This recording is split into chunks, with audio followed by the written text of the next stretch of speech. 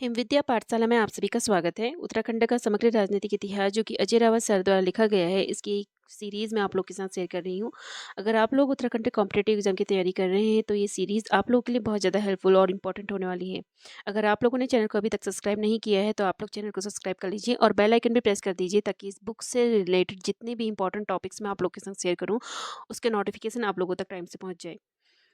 अभी तक इस बुक से रिलेटेड 41 पार्ट्स में मैं वीडियो अपलोड कर चुकी हूँ, जिसके अंतर्गत हम लोगों ने काफ़ी इंपॉर्टेंट टॉपिक्स हम कवर कर चुके हैं। उत्तराखंड के इतिहास के अंतर्गत हम लोगों ने उत्तराखंड का एक परिचय हम लोगों ने पढ़ा और उसके बाद हम लोगों ने कुमाऊं में चंद्र राजवंश भी हम पूरा कवर कर चुके हैं। आप उन सभी 41 पार्ट्स में जितने भी टॉपिक हैं उन सभी को आप लोग देख लीजिएगा और उसमें से अपने एग्ज़ाम के पर्पज़ से सारे इम्पोर्टेंट नोट्स तैयार कर लीजिएगा। आप हिमविद्या पाठशाला में विजिट करेंगे तो उसमें आप एक प्लेलिस्ट आप लोग को मिलेगी जो उत्तराखंड का समग्र राजनीतिक इतिहास करके एक प्लेलिस्ट है, उसके अंतर्गत सारे टॉपिक्स हैं, तो वहाँ से आप लोग अपने नोट्स तैयार कर सकते हैं।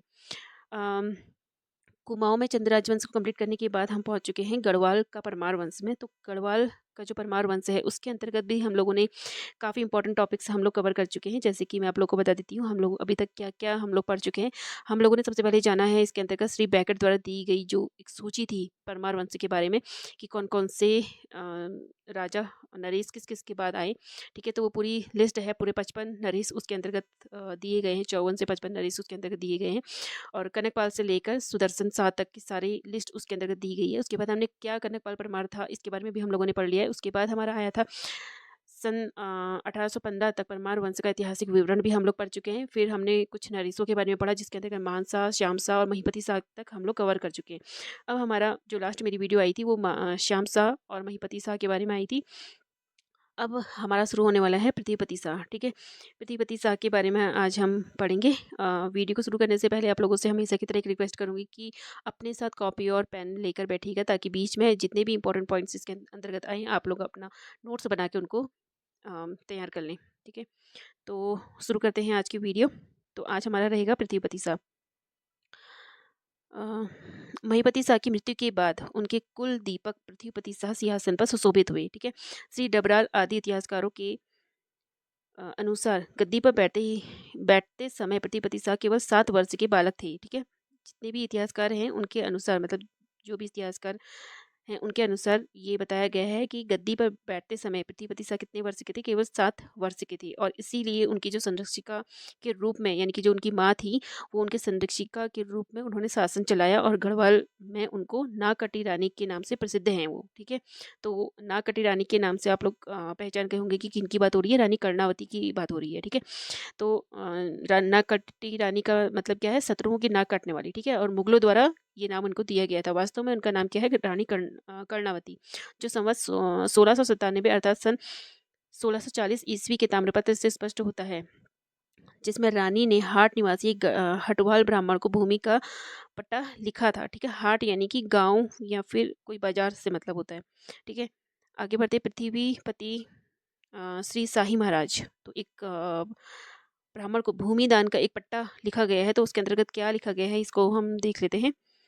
श्री साके 1562 संवत 1697 कार्तिक मास से दिन 25 गते रवि दिने श्री नगर पुरुस्थाने श्री महाराजा पृथ्वीपति शाही देव ले पाजा कदा श्री महारानी माता कर्णावती ले पागो करियो जो कर हाट का बामण देवता को भूमि मान्य धन।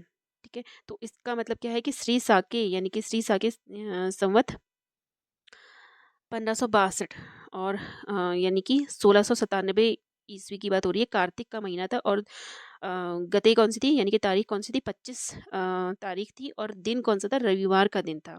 ठीक है, तो श्रीनगर में। ठीक है, श्रीनगर मतलब क्या है, श्रीनगर जो गढ़वाल की उस समय की जो राजधानी थी श्रीनगर, तो श्रीनगर स्थान पर महाराजा पृथ्वीपति शाह और उनकी माता रानी कर्णावती ने एक राजकीय आदेश जारी किया।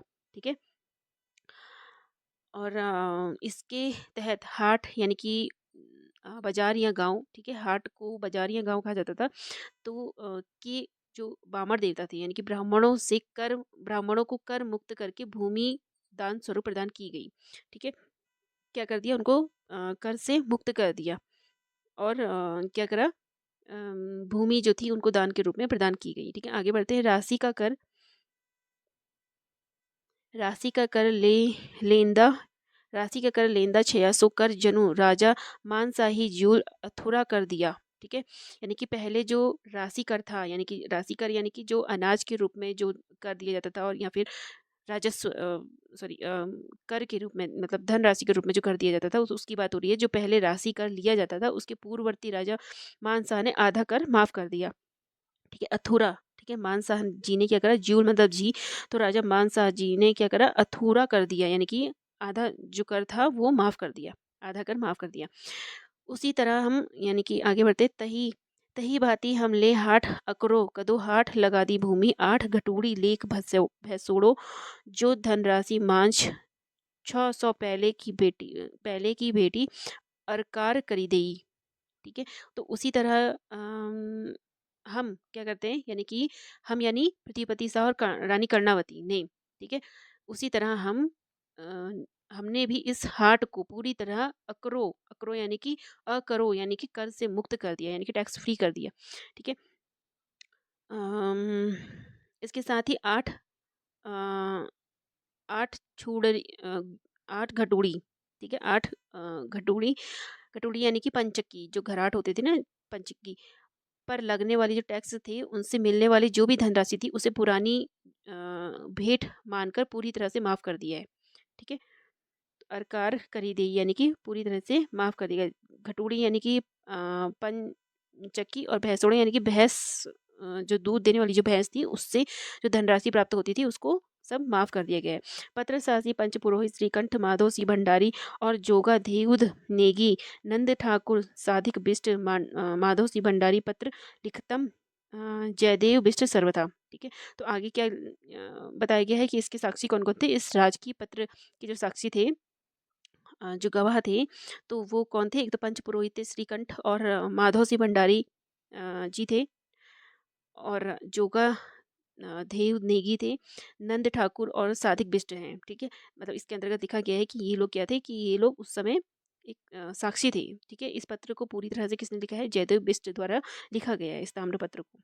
ठीक है, आगे बढ़ते हैं। आगे क्या कहा जा रहा है कि महारानी कर्णावती का नाम तंत्र यंत्र की हस्तलिखित पुस्तक सांवरी ग्रंथ में भी आया है, जो आज भी ठाकुर सूरबीर सिंह के संग्रह में सुरक्षित है, और इस ग्रंथ में भी निम्नांकित पंक्तियाँ लिखी हुई हैं। ठीक है, तो इसके बारे में क्या लिखा गया है, इनके बारे में पहले समझ लेते हैं हम कि आखिर ये जो पुस्तक है सांवरी ग्रंथ, ये ग्रंथ है। ठीक है, यहाँ पर गलत छपा है, तो सांवरी ग्रंथ आखिर है क्या। तो सांवरी ग्रंथ क्या है, मूल रूप से यह जो ग्रंथ है ये तंत्र मंत्र और जादुई सूत्रों और तांत्रिक विद्या पर आधारित एक ग्रंथ है। ठीक है, तो मध्यकाल में गढ़वाल और कुमाऊं के क्षेत्रों में जो नाथ संप्रदाय था, यानी कि नाथ संप्रदाय जो गोरखनाथ पंथ था, और तांत्रिक परंपराओं का गहरा प्रभाव था इसके ऊपर। ठीक है, तो ये ग्रंथ उस दौर की तांत्रिक मान्यताओं और से विधाओं को लिपिबद्ध करता था, यानी कि उस समय जो तांत्रिक मान्यता जो थी, मंत्र वगैरह, तो इसमें लिखे गए थे इसके अंतर्गत। ठीक है, और यह ग्रंथ इसलिए महत्वपूर्ण है क्योंकि इसमें गढ़वाल और पंवार राजवंश के दो सबसे बड़े किरदारों का विशेष रूप से उल्लेख किया गया है। एक तो राजा अजयपाल के बारे में इसमें लिखा गया है, और रानी कर्णावती के बारे में लिखा गया है। तो इसके अंतर्गत रानी कर्णावती का नाम आया है। ठीक है, और क्या कह रहा है कि ठाकुर सूरबीर सिंह जी का जो संग्रहालय है, तो वहाँ पर भी इसको किया गया है, ये अभी तक वहाँ पर को संग्रहित है। ठीक है, आज भी। तो हिंस पीड़ महा करके टोक रहे तो माता कर्णावती को बावली को नीर को पानी यो परी कर दे निवाणी। ठीक है, तो इसका अर्थ क्या है कि यदि राज्य में ठीक है, हिंस की पीड़ महा करके टोक रहे तो माता कर्णावती को बावली को नीर को पानी योग परी कर दे निवाणी, यानी कि अम, यदि राज्य में किसी प्रकार की हिंसा अम, हिंसा उत्पीड़न या फिर कष्ट अ,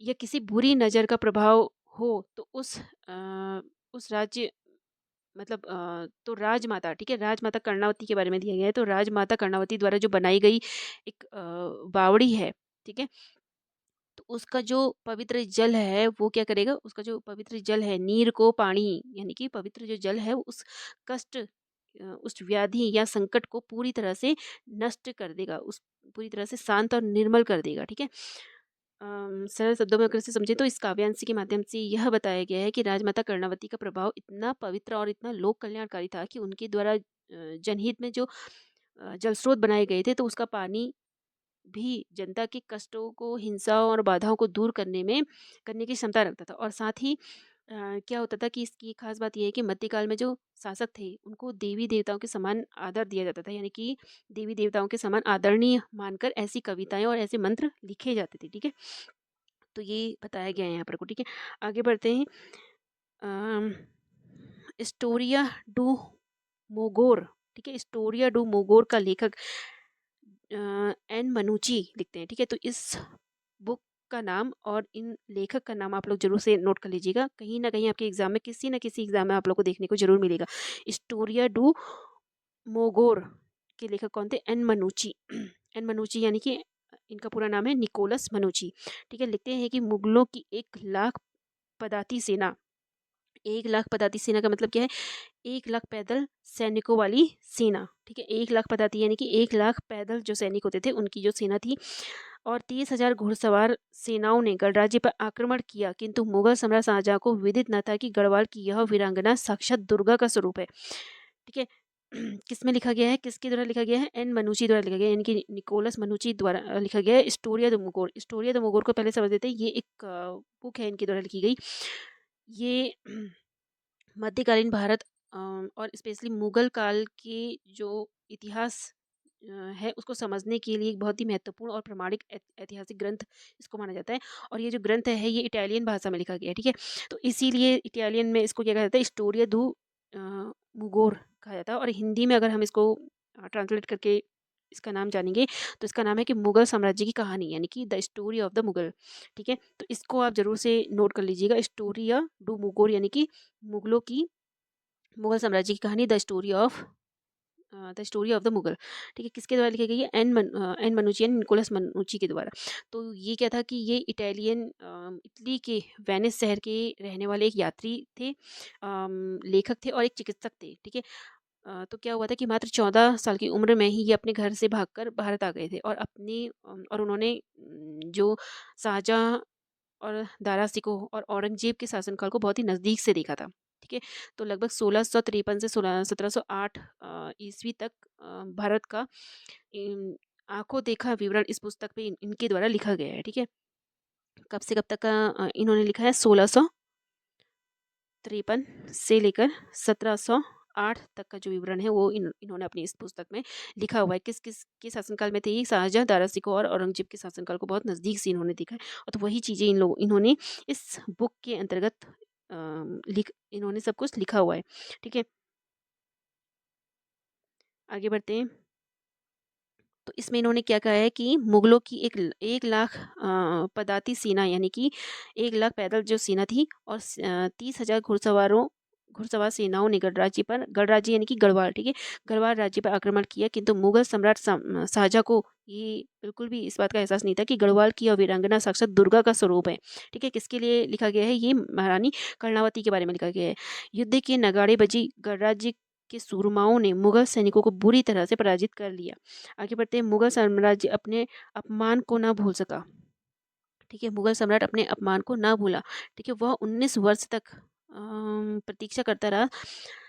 सन 1655 ईस्वी में खलीतुल्ला के नेतृत्व में दिल्ली की सेनाओं ने गढ़राज्य की सीमाओं को घेर लिया, और सिरमौर के शासक मानधाता प्रकाश, ठीक है, सिरमौर यानी कि आज का हिमाचल, ठीक है, आप इसको भी नोट कर लीजिएगा। सिरमौर क्या बताया मैंने? हिमाचल, आज का हिमाचल। और उसके जो शासक थे कौन थे? मानधाता प्रकाश, और ये उस समय के बहुत ही प्रतापी और पराक्रमी राजा थे। ठीक है, एवं कुमाऊं के शासक बाज बहादुर चंद की सहायता से दून की घाटी पर विजय प्राप्त कर ली। गढ़राज्य के कुछ दुर्गों पर भी कुछ अंश तक अधिकार कर लिया। ठीक है, ओरिएंटल सीरीज के अनुसार श्रीनगर अविजित रहा। इसी बीच गढ़वाल के राजकुमार श्री मेदिनी शाह जब दिल्ली गए तो उनका बड़ा भव्य स्वागत हुआ। 1659 में मुगलों एवं गढ़वाल के मध्य पुनः खाई बढ़ गई। सामूगढ़ के युद्ध में जब तारा सिकोह औरंगजेब से पराजित हुआ तो उसके पुत्र सुलेमान सिकोह ने गढ़वाल नरेश के यहाँ शरण ली।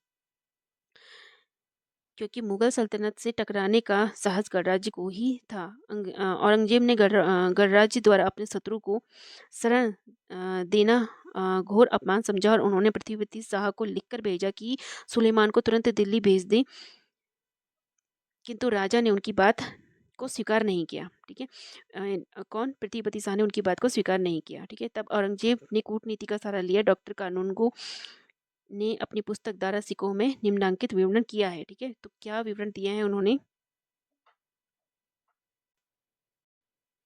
श्रीनगर के वृद्ध राजा को प्रलोभन देने में असफल होकर जय सिंह उसके सर्वशक्ति संपन्न ब्राह्मण मंत्री से षड्यंत्र करने पर उतारू हो गया। ब्राह्मण मंत्री ने ब्राह्मण मंत्री को यह अशक्य प्रतीत हुआ कि पलायक राजकुमार का साथ छोड़ने पर वह राजा को प्रलुब्ध कर सकेगा। अतः उसने औषधि के रूप में सुलेमान को घातक विष दे दिया। ठीक है, परंतु सावधान राजकुमार ने एक बिल्ली पर इसका प्रयोग किया। अपने मंत्री के इस जघन्य प्रयास की सूचना पाकर राजा ने तुरंत उस दुष्ट का सिर कटवा दिया। ठीक है, जिस मंत्री ने क्या करा, उस राजकुमार को विष दिया था, तो ये बात किसको पता चल गई? पृथ्वीपति शाह को पता चल गई और उसने क्या करा, उस मंत्री को क्या करा, उसका सिर कटवा लिया। आगे चलकर जयसिंह ने राजा के पुत्र मेदिनी शाह से सन्मंत करवाया। जब पृथ्वीपति शाह ने अपने गद्दार सामंत का सिर कटवा दिया तो गणराज्य के अन्य सामंतों एवं पृथ्वीपति शाह के पारिवारिक सदस्यों में गण नरेश के प्रति रोष एवं असंतोष फैल गया। पृथ्वीपति के उत्तराधिकारी मेदिनी शाह ने विरोध का झंडा खड़ा कर दिया। मेदिनी शाह पृथ्वीपति शाह का पुत्र था। दिल्ली के सम्राट राजा जय सिंह के पुत्र कुंवर राम सिंह को गढ़वाल इसी उद्देश्य से भेजा कि अभागा मुगल शहजादा औरंगजेब को सौंप दिया जाए। पृथ्वीपति शाह ने पुनः वही जवाब दिया कि जब तक उसके शरीर में प्राण है तब तक सुलेमान सिकोह की रक्षा की वे साये की उसकी रक्षा साये की भांति करेंगे। ठीक है, किंतु शहजादे ने राम सिंह एवं मेदिनी शाह से मिलकर जो उसके विरुद्ध कपट जाल फैला रहे थे उनका पूरा पता लगा लिया। बेचारा सुलेमान भयभीत हुआ और बिना पृथ्वीपति शाह को सूचित किए एक रात्रि को चुपचाप तिब्बत की राह पर चल पड़ा। भाग्य चक्र ही उल्टा हो रहा था, समय विपरीत चल रहा था। निरीह राजकुमार राह भूल गया और सीमा प्रांत पर बसे ग्रामवासियों ने उसे पकड़ कर मेदिनी शाह को सौंप दिया। ठीक है, यह घटना 1660 ईस्वी की लगभग रही होगी, क्योंकि श्री कानूनगो लिखते हैं कि सुलेमान सिकोह को औरंगजेब के समक्ष 5 जून 1661 ईस्वी के दिन पेश किया गया। ठीक है, किस दिन? 5 जून 1661 को। पृथ्वीपति को जब संपूर्ण घटना ज्ञात हुई तो उन्हें अत्यधिक पश्चाताप हुआ कि उन्हीं के खून ने उनके साथ दगा किया है। बन्नूची कहते हैं कि वृद्ध नरेश उसके बाद सदैव यही पश्चाताप करते रहे कि मेरे पुत्र का पाप भविष्य में जरूर रंग लाएगा, राज्य ऐश्वर्य सब धूल में मिल जाएगा। ठीक है, तो ये किसका मानना था कि जो पृथ्वीपति शाह थे वो पश्चाताप कर रहे थे और उनका ऐसा मानना था कि मेरे जो बेटा है मेदिनी शाह, उसके इस कृत्य की वजह से मेरे पूरे आगे को, भविष्य में भी मेरे पूरे प्रजा को, मेरी पूरी परिवार को ये सब भुगतना पड़ेगा। ठीक है, मेदिनी शाह को भी श्रीनगर उसी वर्ष त्यागना पड़ा और वह दिल्ली पहुंचा। पृथ्वीपति शाह ने क्रोधित होकर अपने पुत्र को उस जघन्य अपराध के लिए देश निकाला दे दिया। ठीक है, तो मेदिनी शाह ने सन 1662 ईस्वी में दिल्ली में उसकी मृत्यु हो गई। इस घटना का उल्लेख औरंगजेब द्वारा पृथ्वीपति शाह को भेजे गए एक फरमान में मिलता है, जो आज भी उत्तर प्रदेश राज्य के अभिलेखागार में उपलब्ध है। ठीक है, तो ये जो एक एक पत्र लिखकर जो पृथ्वीपति शाह को भेजा था औरंगजेब द्वारा, तो वो आज भी सुरक्षित रखा गया है। कहाँ पर को? उत्तर प्रदेश राज्य के अभिलेखागार में। डॉक्टर के पी श्रीवास्तव कृत मुगल फरमान। ठीक है, तो इस बुक का नाम आप जरूर से नोट कर लीजिएगा। तो डॉक्टर के पी श्रीवास्तव ने लिखी है मुगल फरमान, तो उसमें उक्त विवरण मिलता है। यहाँ पर एक मेदिनी शाह से संबंधित भ्रांति का उल्लेख भी आवश्यक है।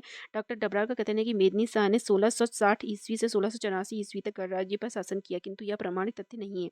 यह आधारभूत सत्य है कि पृथ्वीपति ने अपने पुत्र को गणराज्य से सदैव के लिए निकाल दिया था, इसीलिए उसका पुनः गणराज्य में प्रवेश का प्रश्न नहीं उठता है। दूसरा प्रमाण औरंगजेब का उक्त उल्लिखित पत्र है, जिसमें उसने मेदिनी की मृत्यु की सूचना पृथ्वीपति शाह को भेजी है। और तीसरा प्रमाण क्या है, देखते हैं। तीसरा प्रमाण है कि मुगल फरमान नामक पुस्तक में उद्धृत सन 1665 का एक फरमान, जिसमें औरंगजेब ने पृथ्वीपति शाह के पौत्र फतेहपति शाह को बधाई दी कि वह अपने दादा की मृत्यु पर अब गणराज्य की शासन सत्ता संभालें।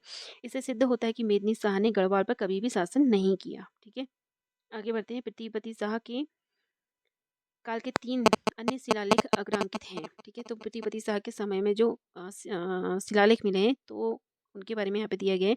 यहाँ पे एक विशेष तथ्य को उद्धृत करना आवश्यक है कि पृथ्वीपति शाह 1665 ईस्वी में गोलोक नहीं पधारे थे।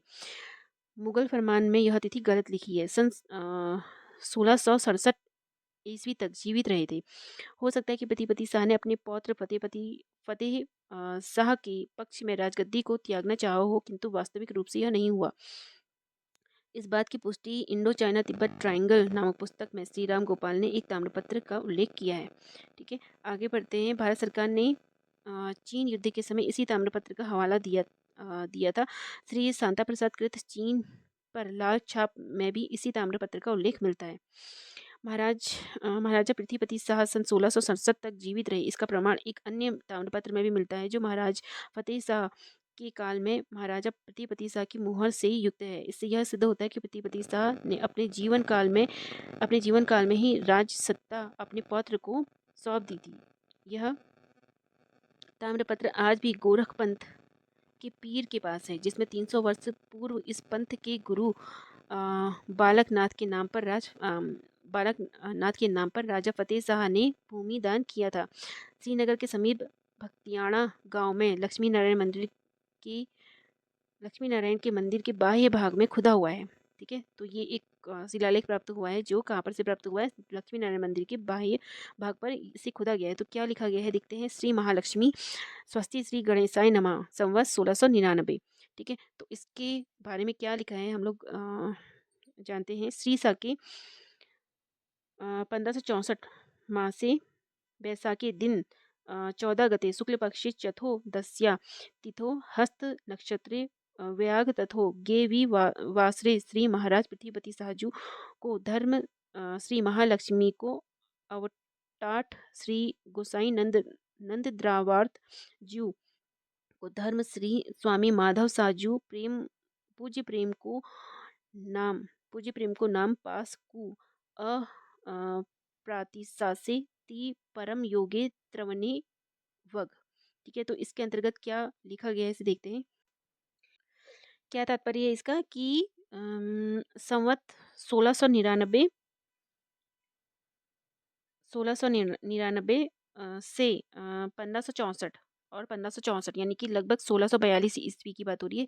और यही वह समय था जब राजा पृथ्वीपति शाह वयस्क हो रहे थे और माता कर्णावती के साथ शासन देख रहे थे। ठीक है, यह एक क्या है, यह एक मंगलाचरण और धार्मिक संकल्प है, जिसमें श्री महालक्ष्मी और श्री गोसाई नंदाव्रत, ठीक है, गोसाई नंदाव्रत जू तथा स्वामी माधव दास जू का उल्लेख है। और यह दर्शाता है कि गढ़वाल राज परिवार का झुकाव वैष्णव और अन्य धार्मिक संप्रदायों के प्रति बहुत गहरा था। ठीक है, आगे बढ़ते हैं। आगे इसकी क्या लिखा हुआ है, और जो दूसरा उसमें लिखा गया है शिलालेख जो मिला है, वो देवी प्रयाग के रघुनाथ जी मंदिर के दक्षिण द्वार पर लिखा हुआ है। श्री रामो जी ते श्री गणेशाय नमः अथा स्मित श्री साके 1586 संवत 1721 बैसाखे मासे शुल्क पक्षे प्रतिपदा तिथो प्रथम दिने शुक्रवारे ऐन्द्र योगे श्री रघुनाथ जू का देवालय तामापत्र चढ़ाया। ठीक है, तो इसमें क्या लिखा है कि ये साके यानी कि 1586 साके 1586 और संवत 1721 यानी कि लगभग 1664 ईस्वी में। और शासक कौन था? महाराजा पृथ्वीपति शाह और माधव शाह भंडारी के वंशज के बारे में इसमें बताया गया है कि इस लेख में साफ लिखा गया है कि श्री माधव सिंह भंडारी सुत, ठीक है, माधव सिंह भंडारी सुत यानी कि पुत्र श्री गजय सिंह यानी कि माधव सिंह भंडारी के पुत्र का नाम गजय सिंह भंडारी था। ये इसके अंतर्गत हमको पता चलता है कि माधव सिंह भंडारी के पुत्र का नाम क्या था? गजय सिंह, श्री गजय सिंह था। ठीक है, और धार्मिक दान इसके अंतर्गत क्या दिया गया था कि गजय सिंह भंडारी को की जो पत्नी थी मथुरा बौराणी, ठीक है, जो गजय सिंह भंडारी की जो पत्नी थी मथुरा बौराणी, तो उन्होंने क्या किया था? मथुरा बौराणी और उनके पुत्र अमर सिंह, ठीक है, उनके पुत्र अमर सिंह भंडारी ने पूरे कुटुंब के साथ यानी कि पूरे परिवार के साथ यात्रा करके रघुनाथ जी देवालय पर ताम्रपत्र या तांबे की परत चढ़ाई और इसकी विधिवत क्या करी प्रतिष्ठा करी। और इसके साक्षी कौन-कौन थे? इसमें मठपति हरि मिश्र, पुरोहित जनार्दन और पंडित श्री हर्ष का उल्लेख इसमें दिया गया है कि यानी कि ये क्या थे जिस वक्त ये ताम्रपत्र चढ़ाया गया और ये लेख लिखा गया तो उस वक्त उसके साक्षी कौन थे? मठपति श्री हरि मिश्र और पुरोहित जनार्दन और पंडित श्री हर्ष। उसमें इनके बारे में उल्लेख मिलता है और इसे देवीदास और भगवान कृष्णदास ने इसमें उकेरा है। ठीक है, तो जिन्होंने उसमें लिखा हुआ है उनका भी नाम इसमें दिया गया है। ठीक है, अब जो लास्ट वाला पार्ट है इसके अंतर्गत क्या दिया गया है कि अ, मंदिर के पश्चिमी द्वार पर खुदा हुआ है। श्री साके 1586 संवत 1721 बैसाख मासिया तिथु पचवारे श्री महाराजा धीराज प्रतिपति साहिब वजीर गजे सिंह ने तामा पार क्षत्रि छाई लेका उरी रई पासे धराए सदरु भागीरथ तोना तामा का केवाड़ चढ़ाया। मठपति हरि जी मिश्रते को अधिकारी दूनी चंद लिसित श्री हर्ष पंडित आगे रसाल था लोक कारीगर नरसी देवीदास कल्लदास भगवती दास पूरी जमनी शुभमस्तु सदा सदा भव छत्री का आगे की दुआ सुधी दोन सुमयाल का साल। ठीक है, तो इसके अंतर्गत क्या लिखा गया है कि यह जो भाग है उस समय की प्रशासनिक व्यवस्था पर बहुत बड़ा प्रकाश डालता है कि इस अभिलेख से यह प्रमाण मिलता है कि माधव सिंह भंडारी के जो पुत्र थे अजय सिंह भंडारी, तो वो केवल एक सैनिक नहीं थे बल्कि वो क्या थे? महाराज प्रतिपति शाह के वजीर। जो वजीर का जो पद होता है वो सर्वोच्च पद होता है, तो वजीर के सर्वोच्च पद पर आसीन थे। ठीक है, उस समय के प्रधानमंत्री या फिर मुख्यमंत्री आप समझ सकते हो।